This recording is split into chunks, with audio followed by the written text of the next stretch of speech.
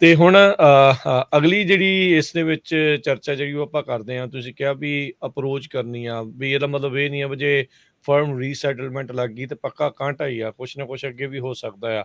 ਸੋ immigration court ਨੂੰ approach ਕਿੱਦਾਂ ਕੀਤੀ ਜਾਂਦੀ ਹੈ ਇਸ ਇਸ਼ੂ ਨੂੰ ਲੈ ਕੇ? ਇਹ ਸਿੱਧਾ ਪਹਿਲੋਂ ਸਿੱਧਾ ਕੋਰਟ ਦੇ ਵਿੱਚ ਜਾਂਦਾ ਆ, ਜਾਂ ਜੇ ਕੋਈ ਆ ਕੇ ਇਦਾਂ ਕਰਦਾ ਵੀ ਉਹ ਅਸਾਈਲਮ ਦੇ ਥਰੂ ਪਹਿਲੋਂ ਅਸਾਈਲਮ ਆਫਿਸ ਦੇ ਮੂਹਰੇ ਜਾਂਦਾ ਫਿਰ ਕੋਰਟ ਵਿੱਚ ਜਾਂਦਾ, ਫਿਰ ਕਿੱਦਾਂ ਹੁੰਦਾ ਹੈ ਪ੍ਰੋਸੈਸ? ਨਹੀਂ, ਉਹ ਤਾਂ ਦੇਖੋ ਜਿਹੜਾ ਬੰਦਾ ਸੇਫ ਲੰਘਿਆ ਆ ਜਾਂ ਵੀਜ਼ੇ ਵੂਜ਼ੇ ਤੇ ਆਇਆ ਉਹ ਅਸਾਈਲਮ ਆਫਿਸ ਦੇ ਮੂਹਰੇ ਜਾਂਦਾ ਵਾ। ਜਿਹੜਾ ਬੰਦਾ ਬਾਰਡਰ ਟੱਪ ਕੇ ਆਇਆ, ਫੜ ਹੋ ਗਿਆ, ਉਹ ਕੋਰਟ ਦੇ ਵਿੱਚ ਜਾਂਦਾ। ਉਹ ਹੋਰ ਮੁੱਦਾ ਹੈਗਾ, ਉਹਦਾ ਫਰਮ ਰੀਸੈਟਲਮੈਂਟ ਬਾਰ ਨਹੀਂ ਲੈਣਾ ਦੇਣਾ। ਠੀਕ ਹੈ। ਪਰ ਜਿਹੜਾ ਲਾਅ ਸੇਮ ਹੀ ਆ, ਅਸਾਈਲਮ ਆਫਿਸ ਦੇ ਵਿੱਚ ਵੀ ਫਰਮ ਰੀਸੈਟਲਮੈਂਟ ਬਾਰ ਜਿਹੜੀ ਆ ਉਹ ਲਾਗੂ ਕੀਤੀ ਜਾਂਦੀ ਹੈ। ਅਸਾਈਲਮ ਆਫਿਸਰ ਵੀ ਜਿਹੜਾ ਕੇਸ ਡਿਨਾਈ ਕਰ ਸਕਦਾ ਕਿ ਇਹ ਫਰਮਲੀ ਰੀਸੈਟਲ ਹੋਇਆ ਸੀਗਾ। ਸੋ ਇਹਦੇ ਵਿੱਚ ਜਿਹੜਾ ਫਰਮ ਰੀਸੈਟਲਮੈਂਟ ਬਾਰ ਜਿਹੜਾ ਹੈਗਾ ਮੁੱਦਾ, ਇਹਦੇ ਵਿੱਚ ਸਭ ਤੋਂ ਜਿਹੜਾ ਇੰਪੋਰਟੈਂਟ ਕੇਸ ਹੈਗਾ ਜਿਹੜਾ ਫਰਮ ਰੀਸੈਟਲਮੈਂਟ ਬਾਰ ਦੇ ਰਿਲੇਟਡ ਹੈਗਾ, ਮੈਟਰ ਆਫ AGG। ਇਹ 2011 ਦੇ ਵਿੱਚ board of immigration appeal BIA ਨੇ ਡਿਸਾਈਡ ਕੀਤਾ ਸੀਗਾ। ਠੀਕ ਹੈ। ਸੋ ਇਹ ਜਿਹੜਾ ਕੇਸ ਆ, ਇਹ ਹੁਣ ਪ੍ਰੈਸੀਡੈਂਟਡ ਕੇਸ ਕੀ ਹੁੰਦਾ ਕਿ ਇੱਕ ਕੇਸ ਜਿਹੜਾ ਇਦਾਂ ਦਾ ਪਾਸ ਹੋਇਆ ਜਿਹਦੇ ਵਿੱਚ ਕਿ BIA ਨੇ, ਸਰਕਿਟ ਕੋਰਟਸ ਨੇ ਆਪਣਾ ਬਹੁਤ ਜ਼ਿਆਦਾ ਟਾਈਮ ਸਪੈਂਡ ਕਰਤਾ ਕਿ ਆਹ ਚੀਜ਼ ਇਦਾਂ ਹੋਣੀ ਚਾਹੀਦੀ ਆ। ਸੋ ਜਿਹੜੇ ਬਾਕੀ ਫਿਊਚਰ ਦੇ ਵਿੱਚ ਕੇਸ ਆਉਂਦੇ ਉਹ ਸਾਰੇ ਉਹਦੇ ਹਿਸਾਬ ਨਾਲ ਹੀ ਚੱਲਦੇ ਆ, ਅਨਲੈਸ ਕੋਈ ਹੋਰ ਕੇਸ ਨਵਾਂ ਆਇਆ, ਉਹਨੂੰ ਓਵਰਰੂਲ ਕੀਤਾ, ਨਵੀਆਂ ਚੀਜ਼ਾਂ ਬਣੀਆਂ। ਸੋ ਅੱਜ ਦੀ ਡੇਟ ਦੇ ਵਿੱਚ ਜਿਹੜਾ ਫਰਮ ਰੀਸੈਟਲਮੈਂਟ ਦਾ ਲਾਅ ਹੈਗਾ ਮੈਟਰ ਆਫ AGG, ਤੇ ਬੋਰਡ ਆਫ ਇਮੀਗ੍ਰੇਸ਼ਨ ਅਪੀਲ ਨੇ 2011 ਦੇ ਵਿੱਚ ਇਹਨੂੰ ਕੇਸ ਨੂੰ ਡਿਸਾਈਡ ਕੀਤਾ ਸੀਗਾ। ਇਹ ਕੇਸ ਦੇ ਵਿੱਚ ਕੀ ਸੀਗਾ ਕਿ ਜਿਹੜੇ ਮਲੇਸ਼ੀਆ ਦੇ ਜਿਹੜੇ ਸਿਪਾਹੀ ਸੀਗੇ, ਉਹਨਾਂ ਨੇ ਇੱਕ ਬੰਦੇ ਨੂੰ ਅਰੈਸਟ ਕਰ ਲਿਆ ਕਿਉਂਕਿ ਉਹ ਬਲੈਕ ਸੀਗਾ, ਅਫਰੀਕਨ ਬੰਦਾ ਸੀਗਾ, ਤੇ ਉਹਨਾਂ ਨੇ ਫਿਰ ਉਹਨੂੰ ਉਸ ਤੋਂ ਬਾਅਦ ਅਰੈਸਟ ਕਰਕੇ ਡਿਪੋਰਟ ਕਰ ਦਿੱਤਾ ਸੈਨੇਗਲ। ਜਦੋਂ ਸੈਨੇਗਲ ਦੇ ਵਿੱਚ ਸੀਗਾ ਤੇ ਸੈਨੇਗਲ ਦੇ ਵਿੱਚ ਉਹਨੇ ਜਾ ਕੇ ਇੱਕ ਸਿੰਗਾਲੀ ਸਿਟੀਜ਼ਨ ਨਾਲ ਵਿਆਹ ਕਰਾਇਆ ਤੇ 2 ਇਹਦੇ ਬੱਚੇ ਵੀ ਹੋਏ। ਤੇ ਸੈਨੇਗਲ ਦੇ ਵਿੱਚ ਇਹ 8 ਸਾਲ ਰਿਹਾ।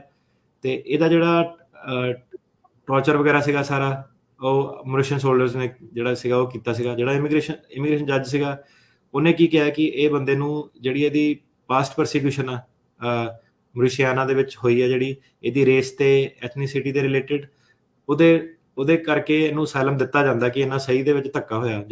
ਸੋ ਇਮੀਗ੍ਰੇਸ਼ਨ ਜੱਜ ਨੇ ਇਹਦਾ ਕੇਸ ਜਿਹੜਾ ਸੀਗਾ ਅਪਰੂਵ ਕਰਤਾ। ਜਿਹੜਾ ਡਿਪਾਰਟਮੈਂਟ ਆਫ ਹੋਮਲੈਂਡ ਸਿਕਿਉਰਿਟੀ ਸੀਗਾ, ਉਹਨਾਂ ਨੇ ਅਪੀਲ ਕਰਤੀ ਕਿ ਨਹੀਂ, ਇਹ ਬੰਦੇ ਤੇ ਫਰਮ ਰੀਸੈਟਲਮੈਂਟ ਬਾਰ ਜਿਹੜੀ ਆ ਉਹ ਲੱਗਦੀ ਆ ਕਿਉਂਕਿ ਇਹ ਸੈਨੇਗਲ ਦੇ ਵਿੱਚ ਰੀਸੈਟਲ ਜਿਹੜਾ ਸੀਗਾ ਹੋ ਗਿਆ। ਜਿਹੜਾ ਬੋਰਡ ਆਫ ਇਮੀਗ੍ਰੇਸ਼ਨ BIA ਜਿਹੜਾ ਸੀਗਾ, ਉਹਨੇ ਕਾਫੀ ਸਾਰੀ ਚੀਜ਼ਾਂ ਇਸ ਕੇਸ ਦੇ ਵਿੱਚ ਦੇਖੀਆਂ। ਸਭ ਤੋਂ ਪਹਿਲਾਂ ਤਾਂ ਉਹਨਾਂ ਨੇ ਇਹ ਦੇਖਿਆ ਕਿ ਇਹਨੇ ਜਦੋਂ ਸੈਨੇਗਲ ਗਿਆ, ਇਹਨੇ ਸਿੰਗਾਲੀ ਸਿਟੀਜ਼ਨ ਦੇ ਨਾਲ ਵਿਆਹ ਕਰਾਇਆ। ਉੱਥੇ ਗਵਰਨਮੈਂਟ ਦੇ ਵਿੱਚ ਇਹਨੇ ਰਜਿਸਟਰੀ ਜਿਹੜੀ ਸੀਗੀ ਉਹ ਕੀਤੀ ਕਿ ਇਹ ਉੱਥੇ ਜਾ ਕੇ ਰਹਿ ਰਿਹਾ ਵਾ, ਤੇ ਇਹਦੇ ਕੋਲ ਆਪਸ਼ਨ ਸੀਗੀ ਉੱਥੇ ਪਰਮਾਨੈਂਟਲੀ ਰਹਿਣ ਦੀ। ਸੋ ਇਹਨੂੰ ਆਪਾਂ ਕਹਿੰਦੇ ਹਾਂ ਇਨਡਾਇਰੈਕਟ ਐਵੀਡੈਂਸ, ਮਤਲਬ ਡਾਇਰੈਕਟ ਐਵੀਡੈਂਸ ਨਹੀਂ ਸਰਕਾਰ ਨੇ ਦਿੱਤਾ, ਪਰ ਉਹਨਾਂ ਨੇ ਉਹ ਵਾਲੀ ਰਜਿਸਟਰੀ ਜਿਹੜੀ ਸੀਗੀ ਉਹ ਦਿੱਤੀ ਕਿ ਇਹਦੇ ਵਿੱਚ ਇਹਨੇ ਨਾਂ ਆਪਣਾ ਲਿਖਾਇਆ, ਇਹ ਪੱਕਾ ਹੋ ਸਕਦਾ ਸੀਗਾ। ਸੋ ਹੁਣ ਜਿਹੜਾ ਬੋਰਡ ਆਫ ਇਮੀਗ੍ਰੇਸ਼ਨ ਅਪੀਲ ਆ, ਉਹਨੇ ਕਿਹਾ ਕਿ ਫੇਲੀਅਰ ਟੂ ਅਪਲਾਈ, ਕਿ ਇਹ ਬੰਦੇ ਨੇ ਐਕਚੁਅਲ ਦੇ ਵਿੱਚ ਗ੍ਰੀਨ ਕਾਰਡ ਅਪਲਾਈ ਨਹੀਂ ਕੀਤਾ ਕਦੀ, ਉਹ ਮੈਟਰ ਨਹੀਂ ਕਰਦਾ ਸਾਡੇ ਐਨਾਲਿਸਿਸ ਤੇ।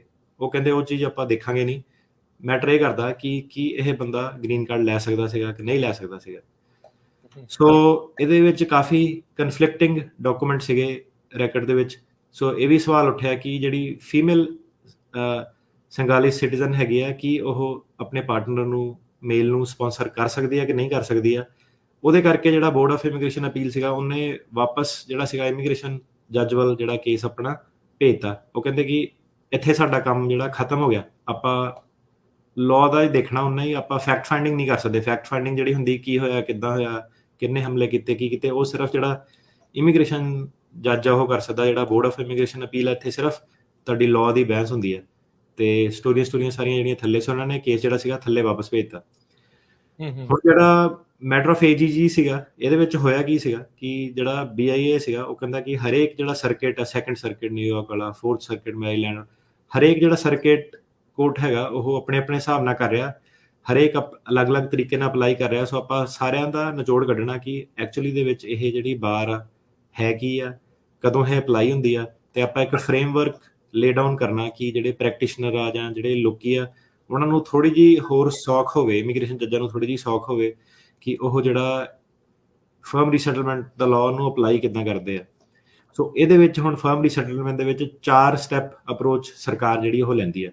ਠੀਕ ਹੈ। ਸਭ ਤੋਂ ਪਹਿਲਾਂ ਇਹ ਕਿ ਜਿਹੜੀ ਸਰਕਾਰ ਆ, ਡਿਪਾਰਟਮੈਂਟ ਆਫ ਹੋਮਲੈਂਡ ਸਿਕਿਉਰਿਟੀ, ਉਹ ਕਹਿੰਦੇ ਕਿ ਪਹਿਲਾਂ ਤਾਂ ਉਹਨਾਂ ਤੇ ਬਰਡਨ ਹੈਗਾ ਕਿ ਤੁਸੀਂ ਪਹਿਲਾਂ ਸ਼ੋਅ ਕਰਨਾ ਡਾਇਰੈਕਟ ਐਵੀਡੈਂਸ ਦੇ ਨਾਲ ਕਿ ਬੰਦਾ ਜਿਹੜਾ ਸੀਗਾ ਉਹ ਫਰਮਲੀ ਰੀਸੈਟਲ ਹੋ ਗਿਆ ਸੀਗਾ, ਕਿ ਉਹਦੇ ਕੋਲ ਗ੍ਰੀਨ ਕਾਰਡ ਹੈਗਾ ਜਾਂ ਸਿਟੀਜ਼ਨ ਹੈਗੀ ਆ। ਸਰਕਾਰ ਦੀ ਜ਼ਿੰਮੇਵਾਰੀ ਹੈ ਸਭ ਤੋਂ ਪਹਿਲਾਂ। ਸੋ ਤੁਹਾਡੀ ਜ਼ਿੰਮੇਵਾਰੀ ਨਹੀਂ ਹੈਗੀ, ਸਰਕਾਰ ਦੀ ਜ਼ਿੰਮੇਵਾਰੀ ਆ, ਉਹਨਾਂ ਨੇ ਸ਼ੋਅ ਕਰਨਾ। ਤਾਂ ਕਰਕੇ ਮੈਂ ਕਹਿ ਰਿਹਾ ਕਿ ਤੁਸੀਂ, ਕਈ ਵਾਰੀ ਇਦਾਂ ਹੁੰਦਾ ਸਰਕਾਰ ਲੇਜ਼ੀ ਵੀ ਹੁੰਦੀ ਹੈ, ਇਦਾਂ ਵੀ ਕੇਸ ਹੁੰਦੇ ਕਿ ਉਹ ਜਾਂਦੇ ਆ ਕੋਰਟ 'ਚ। ਮੈਂ ਕਿਹਾ ਜੱਜ ਸਾਹਿਬ ਇਹਦੀ 14 ਦਿਨ ਦੀ ਡੈਡਲਾਈਨ ਨਿਕਲ ਗਈ, ਸਰਕਾਰ ਨੇ ਇਹ ਟੌਪਿਕ ਧਿਆਨ ਨਾਲ, ਮੈਂ ਕਿ ਸਾਡਾ ਕੇਸ ਐਕਚੁਅਲੀ ਟਿਊਜ਼ਡੇ ਨੂੰ ਆ ਰਿਹਾ ਫਰਮ ਰੀਸੈਟਲਮੈਂਟ ਤੇ।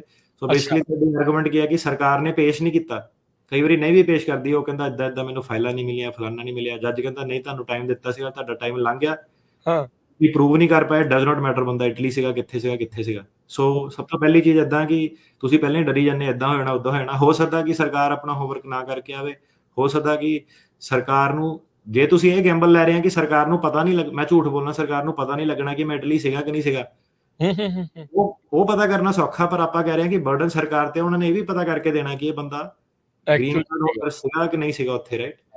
ਸੋ ਪਹਿਲਾ ਬਰਡਨ ਤਾਂ ਉੱਥੇ ਆ। ਸੋ ਬੈਠੋ ਪਹਿਲਾਂ ਕੋਰਟ ਦੇ ਵਿੱਚ ਜਾ ਕੇ, ਦੇਖੋ ਸਰਕਾਰ ਬਰਡਨ ਪਹਿਲਾਂ ਮੀਟ ਕਰ ਪਾ ਰਹੀ ਆ ਕਿ ਨਹੀਂ ਕਰ ਪਾ ਰਹੀ ਆ। ਹੋ ਸਕਦਾ ਕਿ ਮੁੱਦਾ ਬਣੇ ਹੀ ਨਾ, ਹੋ ਸਕਦਾ ਕਿ ਸਰਕਾਰ ਕਵੇ ਕਿ ਮੈਂ ਵਾਲੇ ਇਸ਼ੂ ਨੂੰ ਚੈਲੰਜ ਨਹੀਂ ਕਰਨਾ, ਕਿ ਫਰਮ ਰੀਸੈਟਲਮੈਂਟ ਬਾਹਰ ਮੈਨੂੰ ਮੈਟਰ ਨਹੀਂ ਕਰਦੀ। ਮੰਨ ਲਓ ਉਹਨਾਂ ਨੇ ਐਸਟੈਬਲਿਸ਼ ਕਰਤਾ ਕਿ ਤੁਹਾਨੂੰ ਆਫਰ ਆਫ ਫਰਮ ਰੀਸੈਟਲਮੈਂਟ, ਮਤਲਬ ਕਿ ਇਹ ਨਹੀਂ ਸ਼ੋਅ ਕਰਨਾ ਕਿ ਤੁਹਾਨੂੰ ਗ੍ਰੀਨ ਕਾਰਡ ਮਿਲਿਆ ਸੀਗਾ। ਆਫਰ ਆਫ ਫਰਮ ਰੀਸੈਟਲਮੈਂਟ ਹੁੰਦਾ ਕਿ ਬੰਦਾ ਉੱਥੇ ਪੱਕਾ ਹੋ ਸਕਦਾ ਸੀਗਾ, ਰਹਿ ਸਕਦਾ ਸੀਗਾ ਕਿ ਨਹੀਂ ਰਹਿ ਸਕਦਾ ਸੀਗਾ। ਹੁਣ ਮੰਨ ਲਓ ਸਰਕਾਰ ਨੇ ਸਾਬਤ ਕਰਤਾ ਕਿ ਇਦਾਂ ਹੈਗਾ। ਸੋ ਸਟੈਪ 2 ਕੀ ਹੈਗਾ ਕਿ ਸਰਕਾਰ ਨੇ ਸਾਬਤ ਕਰਤਾ, ਤੁਹਾਨੂੰ ਹੁਣ ਇੱਕ ਚਾਂਸ ਹੈਗਾ ਉਹਨੂੰ ਰਿਵਰਟ ਕਰਨ ਦਾ ਕਿ ਨਹੀਂ, ਇਦਾਂ ਕੁਝ ਨਹੀਂ ਸੀਗਾ, ਮੈਂ ਉੱਥੇ ਸੈਟਲ ਨਹੀਂ ਹੋ ਸਕਦਾ ਸੀਗਾ, ਮੈਂ ਸਟੂਡੈਂਟ ਸੀਗਾ, ਮੈਂ ਟੈਂਪਰੇਰੀ ਵਰਕ ਵੀਜ਼ੇ ਤੇ ਸੀਗਾ, ਮੇਰੀ 3-3 ਮਹੀਨੇ ਦੀ ਨੌਕਰੀ ਸੀਗੀ, ਨੌਕਰੀ ਦੇ ਨਾਲ ਮੇਰਾ ਵੀਜ਼ਾ ਟਾਈਡ ਅਪ ਸੀਗਾ, ਮੇਰੇ ਕੋਲ ਜਿਹੜਾ ਸੀਗਾ ਗ੍ਰੀਨ ਕਾਰਡ ਦੇ ਇਕੁਇਵਲੈਂਟ ਨਹੀਂ ਸੀਗਾ, ਮੈਨੂੰ ਕਦੇ ਵੀ ਪਰਮਾਨੈਂਟ ਰਹਿਣ ਦੀ ਆਫਰ ਨਹੀਂ ਸੀਗੀ। ਸੋ ਤੁਸੀਂ ਉਹਨੂੰ ਝੁਠਲਾ ਸਕਦੇ ਆ। ਇਹਦਾ ਕੀ ਪੁਆਇੰਟ ਹੈਗਾ ਕਿ ਕਈ ਲੋਕੀ ਜਿੱਦਾਂ ਸਟੂਡੈਂਟ ਬਣ ਕੇ ਯੂਕੇ ਗਏ ਜਾਂ ਕਿਸੇ ਹੋਰ ਕੰਟਰੀ ਤੇ ਗਏ, ਉਹਨਾਂ ਨੂੰ ਵੀ ਜਿਹੜੇ ਏਜੰਟ ਆ ਉਹ ਕਹਿ ਦਿੰਦੇ ਕਿ ਜਦੋਂ ਤੂੰ ਬਾਰਡਰ ਕ੍ਰਾਸ ਕਰੂੰਗਾ ਦੱਸੀ ਨਾ ਉੱਥੇ ਕਿ ਮੈਂ ਯੂਕੇ ਸੀਗਾ। ਉਹ ਐਵੇਂ ਡਰੀ ਜਾਂਦੇ ਆ। ਜਿਹੜਾ ਬਾਰਡਰ ਵਾਲੇ ਏਜੰਟ ਹੈਗੇ ਆ, ਤੁਹਾਨੂੰ ਫਰਮ ਰੀਸੈਟਲਮੈਂਟ ਕਰਕੇ ਬਾਰਡਰ ਵਾਲੇ ਬੰਦੇ ਤੁਹਾਨੂੰ ਵਾਪਸ ਨਹੀਂ ਭੇਜ ਸਕਦੇ, ਉਹਨਾਂ ਦੇ ਕੋਲ ਪਾਵਰ ਨਹੀਂ ਹੈਗੀ। ਉਹ ਸਿਰਫ ਇਹ ਦੱਸ ਸਕਦੇ ਆ ਕਿ ਇੱਥੇ ਬਾਹਰ ਅਪਲਾਈ ਹੁੰਦੀ ਕਿ ਨਹੀਂ ਹੁੰਦੀ। ਜਿਹੜਾ ਜੱਜ ਕੋਰਟ ਆ ਉਹ ਫੈਸਲਾ ਕਰ ਸਕਦਾ ਕਿ ਇਹ ਬੰਦਾ ਵਾਪਸ ਡਿਪੋਰਟ ਹੋਊਗਾ ਕਿ ਨਹੀਂ ਹੋਊਗਾ, ਰਾਈਟ। ਤੇ ਕਿਉਂਕਿ ਜਿਹੜੀ ਇਹਦੀ ਡਿਸਕਸ਼ਨ ਬਹੁਤ ਲੰਬੀ ਆ ਕਿ ਬਾਹਰ ਤੁਹਾਡੇ ਤੇ ਅਪਲਾਈ ਹੁੰਦੀ ਆ, ਉਹ ਮੈਟਰ ਨਹੀਂ ਕਰਦਾ, ਬਾਹਰ ਤੋਂ ਤੁਹਾਨੂੰ ਐਕਸੈਪਸ਼ਨਸ ਹੈਗੀਆਂ ਕਿ ਨਹੀਂ ਹੈਗੀਆਂ ਉਹ ਮੈਟਰ ਕਰਦਾ। ਸੋ ਫਾਈਟ ਅਜੇ ਬਾਕੀ ਆ, ਸਿਰਫ ਤੁਸੀਂ ਉੱਥੇ ਰਹਿ ਕੇ ਆਏ ਆ, ਉਹ ਉਹਨਾਂ ਕੋਈ ਫਰਕ ਨਹੀਂ ਪੈਂਦਾ। ਸੋ ਤੁਹਾਡੇ ਕੋਲ ਚਾਂਸ ਆ ਗਿਆ। ਹੁਣ ਦੂਜਾ ਸਟੈਪ ਕੀ, ਤੁਸੀਂ ਉਹਨੂੰ ਝੁਠਲਾ ਸਕਦੇ ਕਿ ਨਹੀਂ ਇਹ ਗਲਤ ਕਹਿ ਰਿਹਾ, ਮੇਰੇ ਕੋਲ ਇਦਾਂ ਨਹੀਂ ਸੀਗਾ। ਤੀਜਾ ਹੁਣ ਹੈਗਾ ਕਿ ਮੰਨ ਲਓ ਤੁਸੀਂ ਆਪਣਾ ਐਵੀਡੈਂਸ ਦਿੱਤਾ, ਜੋ ਵੀ ਦਿੱਤਾ, ਸੋ ਜਿਹੜਾ ਵੀ ਜੱਜ ਆ ਉਹਨੇ ਨਿਊਟਰਲ ਹੋ ਕੇ ਉਹਨੇ ਸਰਕਾਰ ਦੀ ਵੀ ਗੱਲ ਸੁਣਨੀ, ਤੁਹਾਡੀ ਵੀ ਗੱਲ ਸੁਣਨੀ। ਜੱਜ ਨੇ ਹੁਣ ਫੈਸਲਾ ਕਰਨਾ ਕਿ ਸਰਕਾਰ ਕਹਿ ਰਹੀ ਹੈ ਕਿ ਇਹਦੇ ਕੋਲ ਸੀਗਾ ਆਫਰ ਉੱਥੇ ਰਹਿਣ ਦਾ, ਇਹ ਬੰਦਾ ਕਹਿ ਰਿਹਾ ਮੇਰੇ ਕੋਲ ਨਹੀਂ ਸੀਗਾ। ਹੁਣ ਆਪਾਂ ਦੇਖਣਾ ਕਿ ਇੱਕ ਆਫਰ ਸੀਗਾ ਕਿ ਨਹੀਂ ਸੀਗਾ, ਬਾਹਰ ਅਪਲਾਈ ਹੁੰਦੀ ਹੈ ਕਿ ਨਹੀਂ ਹੁੰਦੀ ਹੈ। ਸੋ ਤੀਜਾ ਸਟੈਪ ਆ, ਜੱਜ ਨੇ ਕਹਿਣਾ ਕਿ ਅੱਛਾ ਹੁਣ ਤੇਰੇ ਤੇ ਬਾਹਰ ਅਪਲਾਈ ਹੁੰਦੀ ਹੈ, ਮੈਂ ਸਰਕਾਰੀ ਵਕੀਲ ਨਾਲ ਸਹਿਮਤ ਆ। ਹੁਣ ਆਪਣੀ ਜਿਹੜੀ ਚੌਥੀ ਚੀਜ਼ ਆ ਗਈ ਕਿ ਵਕੀਲ ਵਾਲਾ ਕੰਮ ਆ ਗਿਆ, ਲੜਾਈ ਹੋ ਗਈ ਕਿ ਕਿੱਦਾਂ ਹੁਣ ਤੁਸੀਂ ਹੁਣ ਵਕੀਲ ਕਿੱਦਾਂ ਬਚਾਊਗਾ ਤੁਹਾਨੂੰ, ਕਿ ਕਿਉਂ ਐਕਸੈਪਸ਼ਨ ਹੈਗੀ ਆ ਬੰਦੇ ਤੇ, ਕਿਉਂ ਇਹਦੇ ਤੇ ਬਾਹਰ ਅਪਲਾਈ ਨਹੀਂ ਹੋਣੀ ਚਾਹੀਦੀ। ਤੇ ਆ ਜਿਹੜਾ ਸੀਗਾ 2011 ਦੇ ਵਿੱਚ ਬੋਰਡ ਆਫ ਇਮੀਗ੍ਰੇਸ਼ਨ ਅਪੀਲ ਨੇ ਆ ਫਰੇਮਵਰਕ ਜਿਹੜਾ ਸੀਗਾ 4 ਸਟੈਪ ਦਾ ਫਰੇਮਵਰਕ ਲੇ ਡਾਊਨ ਕੀਤਾ। ਸੋ ਤੁਸੀਂ ਪਹਿਲੇ ਸਟੈਪ ਤੇ ਡਰ ਜਾਓ, ਬਾਰਡਰ ਤੇ ਝੂਠ ਬੋਲ ਦੋ, ਪੈਰਾਲੀਗਲ ਕੋ ਗਲਤ ਕਹਾਣੀ ਲਾ ਦੋ, ਬਾਅਦ ਚ ਨਾ ਦੱਸੋ, ਉਹ ਤੁਹਾਨੂੰ ਬਾਅਦ ਚ ਇਦਾਂ ਦੀ ਸਿਚੁਏਸ਼ਨ ਚ ਫਸਾਊਗਾ ਕਿ ਤੁਸੀਂ ਬਾਹਰ ਨਹੀਂ ਆ ਪਾਣਾਗਾ ਕਿ ਉਹਨੇ ਕਹਿਣਾ ਤੂੰ ਝੂਠ ਕੇ ਬੋਲਿਆ ਸੀਗਾ। ਸੋ ਇਦਾਂ ਕਿ ਇਹਦੇ ਵਿੱਚ ਤੁਹਾਨੂੰ ਦੱਸਣਾ ਹੀ ਦੂਸਰੇ ਦੁਆਲੇ ਤੋਂ ਜ਼ਿਆਦਾ ਦੇਖਦੇ ਆ, ਉਸ ਨੂੰ ਜ਼ਿਆਦਾ ਮਾਈਕਰੋਸਕੋਪ ਦੇ ਨਾਲ ਜਿਹੜਾ ਉਹ ਦੇਖਦੇ ਆ ਵੀ ਜੇ ਬੰਦਾ ਪਹਿਲਾਂ ਹੀ ਝੂਠ ਬੋਲਦਾ ਤੇ ਫਿਰ ਉਹਦੇ ਤੇ ਫਿਰ ਜ਼ਿਆਦਾ ਹੀ ਉਲਟ ਜਿਹੜਾ ਉਹ ਚੱਲਦੇ। ਹੁਣ ਔਰੇਗਨ ਆਪਾਂ ਮਸਲਾ ਦੇਖਦੇ ਹੀ ਆ, ਔਰੇਗਨ ਦੀਆਂ ਕੇਸਾਂ ਦੇ ਵਿੱਚ ਕੋਰਟਾਂ ਦੇ ਵਿੱਚ ਉਹ ਇਸੇ ਚੀਜ਼ ਦਾ ਜਿਹੜਾ ਰੌਲਾ ਜਿਹੜਾ ਉਹ ਪਾ ਰਹੇ ਆ ਵੀ ਤੁਹਾਡੇ ਸਾਰੇ ਇੱਕੋ ਜਿਹੇ, ਤੁਸੀਂ ਸਾਰੇ ਹੀ ਝੂਠ ਬੋਲੀ ਜਾਂਦੇ ਆ। ਸੋ ਉਸ ਚੀਜ਼ ਨੂੰ ਲੈ ਕੇ ਸੋ ਕਈ ਜਿਹੜੇ ਉਹ ਇਦਾਂ ਆ ਜਾਂਦੇ ਆ। ਸੋ ਇਹ ਹੁਣ ਇਹਨਾਂ ਨੇ 4 ਸਟੈਪ ਕਰਤੇ ਆ ਇਸ ਜਿਹੜੇ ਮੈਟਰ ਦੇ ਵਿੱਚ, AGG ਦੇ ਮੈਟਰ ਦੇ ਵਿੱਚ